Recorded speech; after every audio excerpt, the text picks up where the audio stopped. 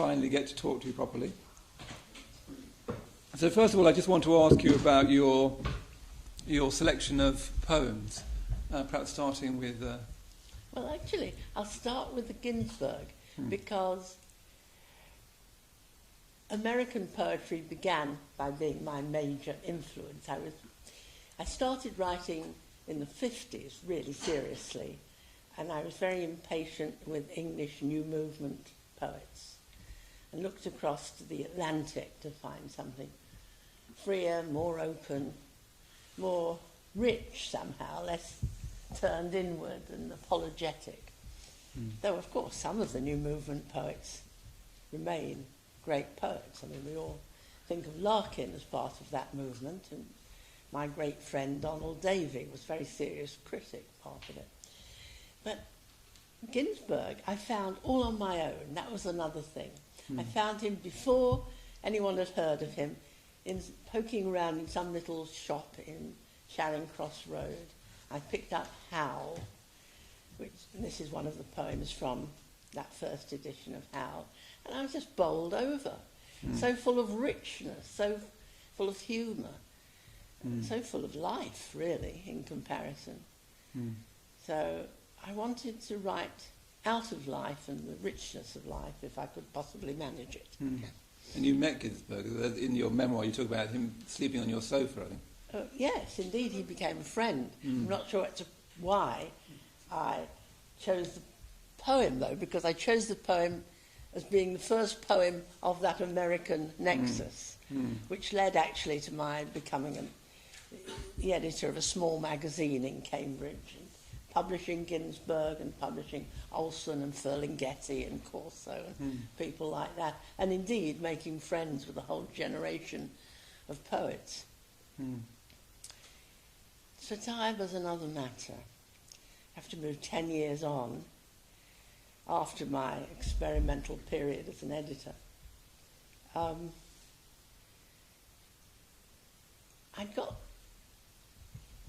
I needed something, I didn't know what it was. I was in an American literature department teaching American literature.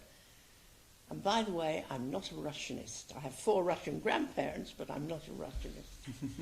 And I read the Nadezhda Mandelstam book. Do people still read that with excitement? I wonder. Hope Against Hope. And it's a lovely book. But what makes it terrific is that there are people in it who love poetry. They just find it so important to their lives. Oh, that's mine. You couldn't have timed it better. I don't know where it is. I'll get Ruta to find it. It's in one of these side things. And if you could just turn it off, it's an iPhone at the top. It was all carefully set up to bring in modernity. So, who really loved poetry. And indeed, the Russians do love poetry, even now. Less, but in those days, really very passionately. You know, Yevtushenko could fill a stadium, a football stadium, and not many people could claim that over in the West. It's partly the excitement of people loving poetry, but also loving one another and sharing poetry together. You know, it was just intoxicating. So I started reading in translation lots and lots of memoirs, and I read Pasternak's autobiography. He had some trouble with the Nobel. And in that, he writes about a woman poet who soared above all of us. And he's not a modest man. And I'd never heard of her. And her name was Marina Tsvetaeva. And Nadezhda Mandelstam also mentions her as being one of the 4 great poets of the 20th century. I'd never heard of her.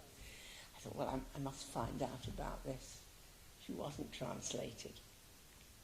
I learnt what Russian I have for her. That's my involvement with her. But if I gave her English translations, and they were very helpful to her, I believe, she was dead. I mean, her spirit, her ghost, whatever. She helped me immeasurably because she taught me that the Americans weren't right either for me. What I had to do was look at my own life and write about that, and not to be afraid of writing what I really felt, which is always something which I think the English culture slightly protects you from risking. And you have to express sort of undignified emotions, which she does in several of her poems.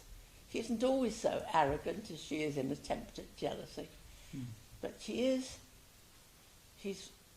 incredibly candid, self-exposing, and she's telling the truth, and I thought, that's what I want to do. So I translated her, but she taught me. That's why it's important.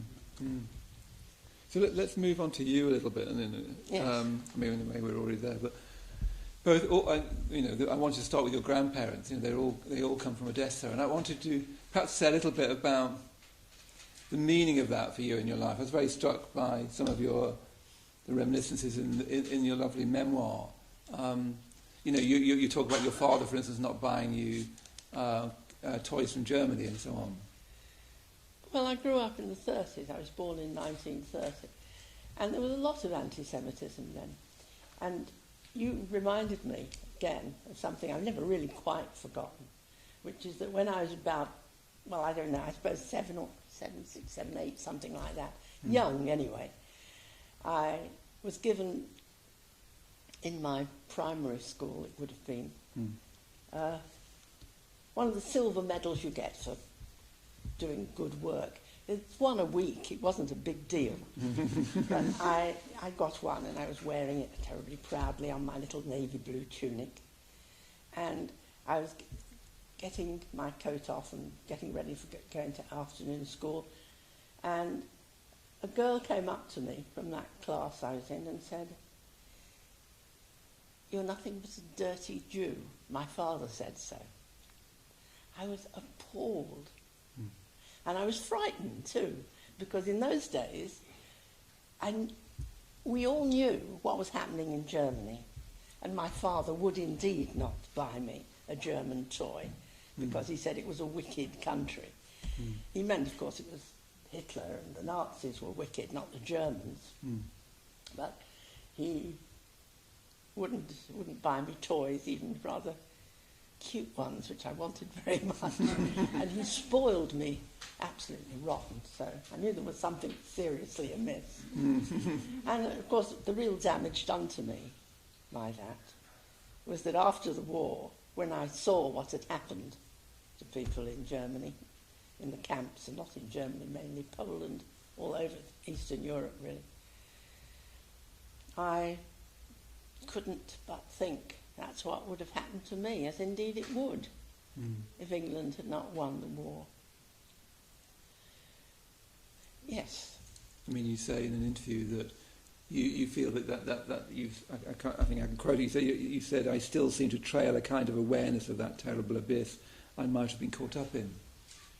Yes, I don't seem to have completely thrown it off. I don't know anyone of my generation who has completely thrown it off. It's such a shock to realise people could do that to children and, well, to people, to other people. I mean, the other thing that strikes me is just how much, reading the memoir and reading the poems, how much your life has been a life in writing. You say in the memoir, while other girls dreamt of princes or Hollywood stars, I dreamt of dead poets. Can you say something about this? You started writing when you were 8. Yes. Well, I suppose I started making up poems when I was 8. I didn't think of it as writing exactly. I made them up as I was dancing a ball round a garden, and I had one of them published in the school magazine. There was a school with a primary school and a secondary school, and the secondary school had the magazine, and I was terribly proud of that. And then from then onwards, for some reason, I was addicted to it. And I just went on writing for the rest of my life, really. Except, funnily enough, for the years I was in Cambridge, when I only wrote very little, I was too busy. I don't know what I was doing. You were editing a magazine, for example. Well, some of that. Yeah. But it's very striking. So much of your life has been about writing, hasn't it? And about travel that's associated with writing. Like, you seem to have met everyone. Is the other thing. I was saying that Elaine's a bit like Zelig in Woody Allen's film. Every historical situation, Elaine's sort of next to Ginsberg, next to Hughes, next to Jeremy Prynne, next to Pinter, just to name a few from the memoir. Well, yes. Of course, it happens, That's what the literary world is rather like, isn't it? You meet people. Once you're in it, you overlap with people. The interesting thing, actually, about me is that I had no idea of making a career out of it. I always had. I know I've written a lot of books, so that may sound a bit silly, but the fact is, I've never been worldly, and everything's always come to me by accident. Even the first novel I wrote completely because somebody had read something of mine and thought, this is a novel. Didn't you write your first novel in Cambridge and burn it, I think? Oh, my very first novel, yes, I did. I did burn it, yes. But that's all right. And actually, I rather regret having burnt it. I really do think that was a bit extreme and childish, of course. I was a child. I was 19 or something. It was a foolish thing to do because it had some good material in it. And it was very stupid. I sent off the idea for it to Macmillan, already a publisher of some note, and they wrote back and said, yes, we'd love to read it when you've finished it. So I wrote it and finished it and sent it to them. And then to my horror, they rejected it. And nowadays, I think I'd have sent it somewhere else. But the fact is, I didn't. I thought, it's absolute rubbish then. I'm just deluding myself. And I threw it in the fire. And I can't remember. I don't remember what it was about, sort of, but I couldn't reproduce it. And I was thinking, because of this thing of meeting so many people, and you've been in this literary life, I wanted to talk to you a bit about Hughes. You've written a biography of Hughes. Yes. And of course you've written this lovely and rather terrifying poem, The Gamble, in Portraits, about Plath. I wonder whether you could say something about, because it's quite unusual to meet someone who's been a friend of Ted Hughes. Yes, I was a friend. Well, he was very helpful to me, actually. He was very good to me. And I mean friend, by the way. Let me get this quite clear. He was very good. He is the one who took my poems out of a slush pile when I went into Faber Poetry Introduction 1. So I owe him that. And he also sent his sister Olwyn to be my literary agent. I had no idea I wanted a literary agent. I'd never thought of getting a literary agent. But she came to see me in Cambridge, and I liked her. And we got on very well. And, that was really the start of my career, if you can call what I've done a career.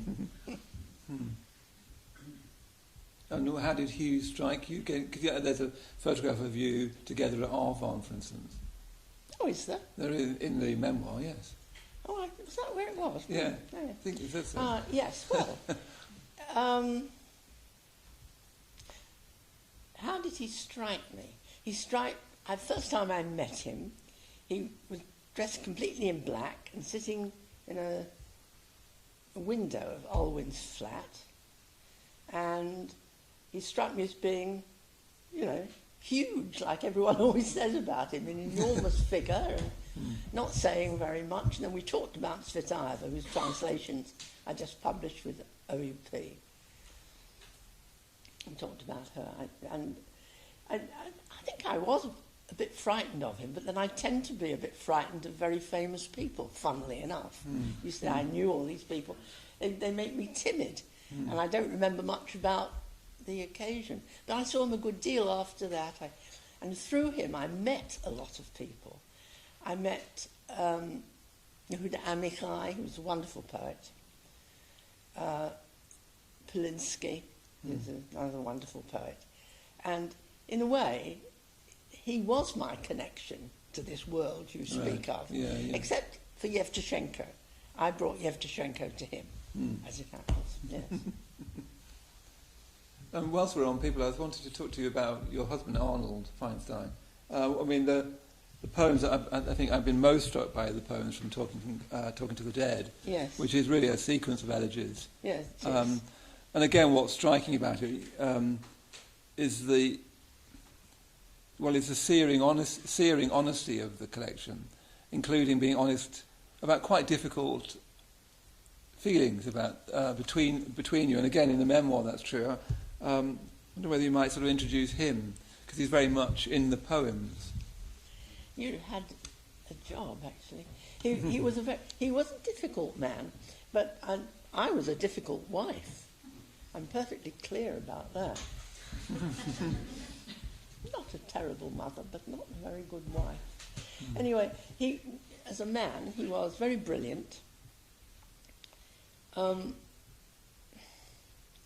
He was not good at making decisions, and a lot of the decisions that I made for him turned out to be mistakes.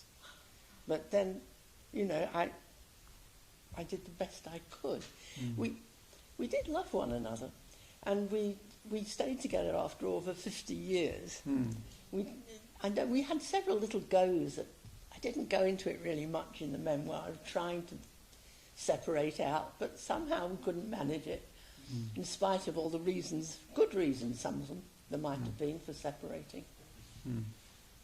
And so that's why I wrote, really, as much as I did. I mean, in the memoir, you write this little bit about him teasing you, saying that you can do anything on the page, but that you're hopeless in real life. And that, of course, there is an irony in that, because, I was the one who went to see the bank manager when things were really tough.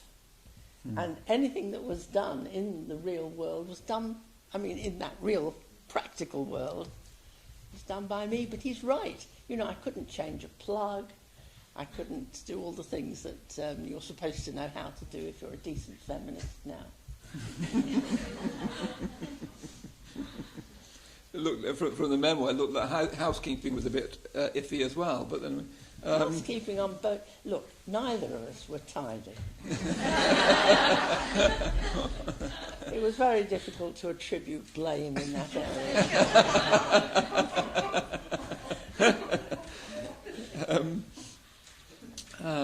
Yes, I just want to carry on talking about the collections, really. But your recent collection, Cities and Portraits.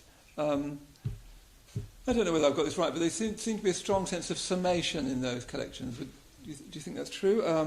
Yes. Portraits is primarily a series of elegies, and there's a sense of leave-taking throughout. Yes. Summing up your life, summing up your relationships with people. I think it's something you tend to do when you're about 85, And in your 80s, that's how I began to think about it. But also, I've always written about people. Yes, and there's cities. A lot of people in these poems, that's aren't right, there? yeah. I never, yes, I did write one poem about 10. Not really many. But there's a lot of but some of the poems basically become small biographies, don't they? They do, portraits, yes, that's right. Yes. Like a whole, and then you've written biography, but some of the poems become sort of miniature biographies. As part of the value of them, I think. Yes, I wanted to talk to you about some of those, the more personal poems. I hope you don't mind. There's that lovely poem about old age called Long Life, which concludes Cities, I think. Yes. And it seems to be twinned with that poem at the end of Portraits called Death and the Lemon Tree. It just seems to be the same lemon feeling, tree. Yes. And there's a sense, it's the same feeling of this. I don't know whether you want to say something about those two poems. Yes, I didn't think of them together, but they do. I can see have the same sort of colour. Yes, and they sort of conclude the collections in slightly the same way. Death in the Lemon Tree is a sequence which is about those two things, really. I wasn't going to read it, but I will if you like. I liked it very much. Yeah.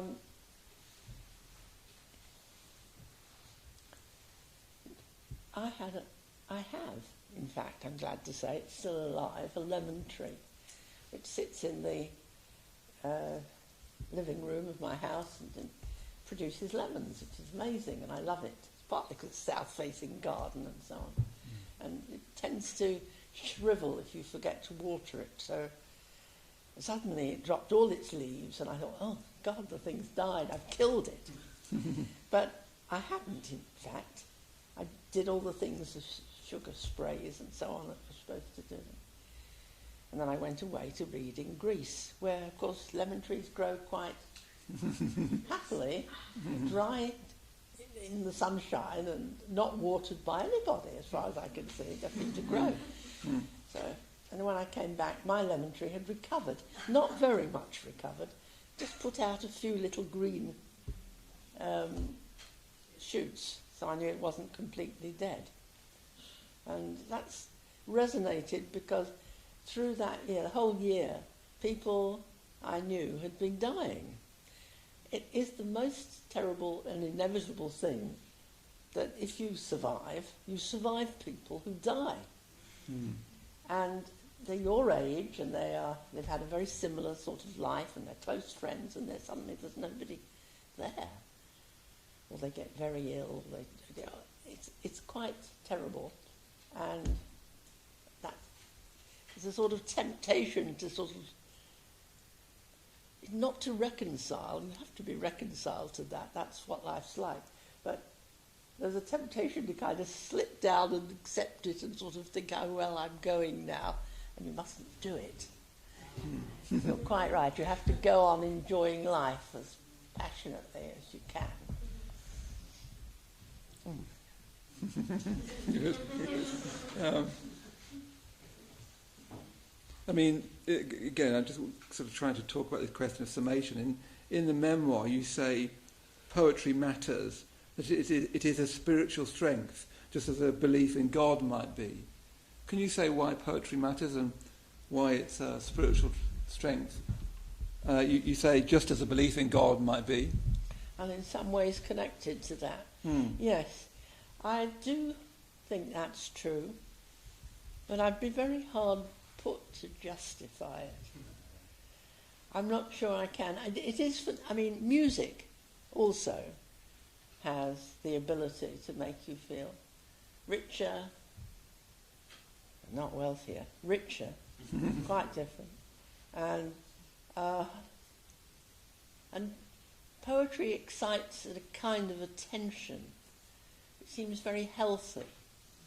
You attend and you listen, and you think in a quite different way when you're either writing it or receiving it by listening to it or reading it. I still, I think, prefer to read it, except for the fact that my eyes are so poor at the moment. But I still think that when you read great poetry, something remarkable happens to you. And I value that immensely. And is that a belief, an experience?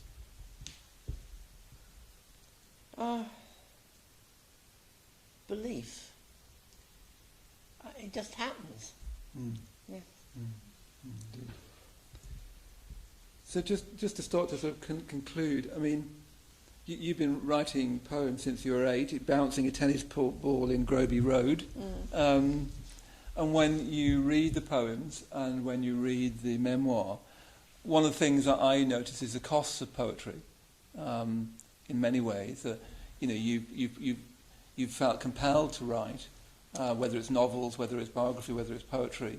So there's a strong sense of the cost.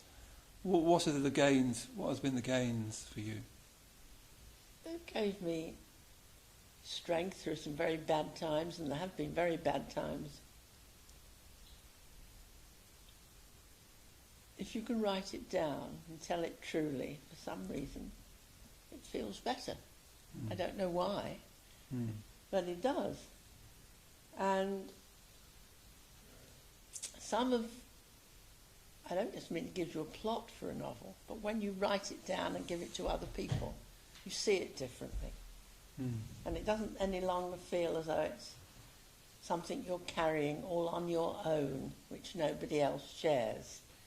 Suddenly a whole lot of other people are willing to share it and to go through the story with you. And that helps. I don't know why it helps. Helps me. The cost of poetry. Well, it's the cost of writing life. Writing life is very seductive and it's very selfish at the same time as being, I suppose, contributing to other people's happiness in the way I've just been suggesting. It's also very selfish. I had always, all my life, 3 jobs. One I was very bad at, as you've already noted. I was not a great domestic goddess. Even my children, who are really very loving and have always been totally loyal to me, I must say. 3 sons, wonderful sons, could not forbear to say, you know, it would be really nice if you knew where our gym kit was. And I used to say, can't you keep your hands on your own gym kit? Because of course they were sometimes quite small and it was my job. But you see, that was one job. I had another job all my life. I was earning half, sometimes more than half the money. Because my husband, brilliant though he was, started very late. And when we got married, he was doing a PhD and at Cambridge. We were very happy to have him have his senior research grant. And we did already have 2 children. And, no, 1 at first and then 2. And we needed more money than the research grant intends to provide for, to be 4 people. So I had to work. I enjoyed it. I supervised undergraduates. I taught English literature. I loved doing it. But all the effort went into that. And, you know, I did cook for the children. And for a long time, the only cleaning up that was done by me. I couldn't possibly have asked Arnold to clean up at all. I'm very interested to see that a generation on, and of course my children are now getting on a bit, but I mean, even from the beginning, they all did help their wives. But they never helped me. I didn't teach them that. And at one time there were 6 men. I'm sorry, of the 6, 5 were men. There was my husband, my father, and my 3 sons, and me. So I don't entirely take all the blame. But the fact is, I was quite inclined to go up the stairs, leaving the chaos down there, and be writing a chapter of a novel. Or worse, because no money came in from that, poems. And so that was my guilty secret. I didn't do it for a long time. My writing career had a very slow start. I didn't really publish much until my middle 30s. That's a long time. And the first thing I published, middle 30s, was a poem in Paris Review, which is really quite a nice start. And then I was able to publish with a little book of poems with Cape, and then Faber. And so, you know, it was an enormously wonderful series of accidents. Good accidents if you want to have a writing life. Bad accidents if you want a tranquil marriage. And I didn't have a tranquil marriage. I had all these excitements while he was a very successful, very, very good molecular biologist and immunologist. And, you know, he went all the way up the ladder very quickly once he'd got his PhD, and he was head of an immunology department in the ARC. which I thought was terrifically successful. He was a fellow of Key's College and so on, terrifically successful. But the fact is, it didn't bring him something that I had, and I don't know quite what it was. Whereas it seemed to me to be wonderful. Everything that happened to me seemed to me so exciting. I was invited to Adelaide, or I went to whatever. It all seemed enormously fulfilling. He didn't regard his successes in the same way. And I know, because he told me, I wasn't not inventing this through terrific perception, that he only got the same kind of satisfaction, really, from having a woman fall in love with him.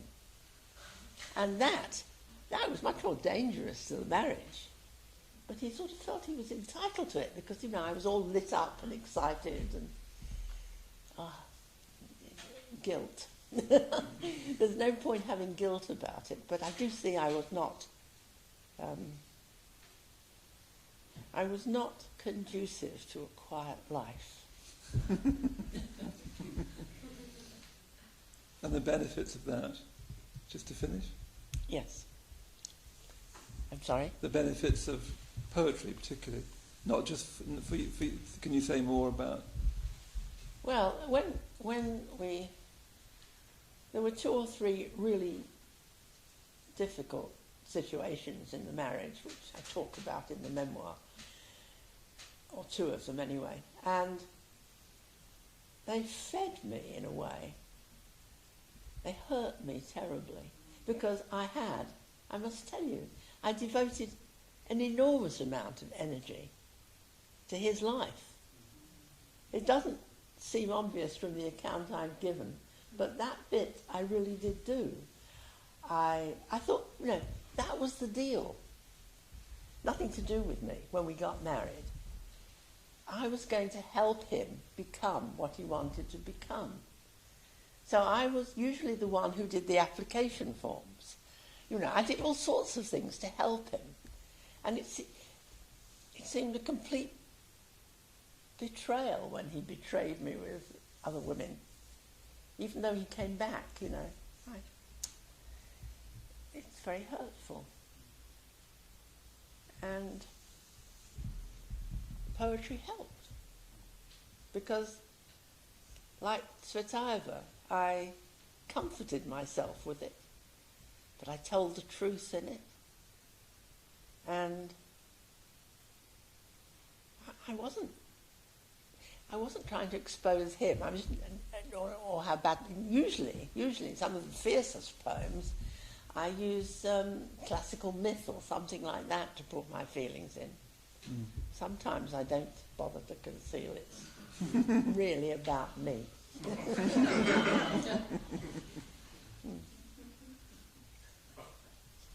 That's a great place to finish. Thank you very much, Elaine Feinstein.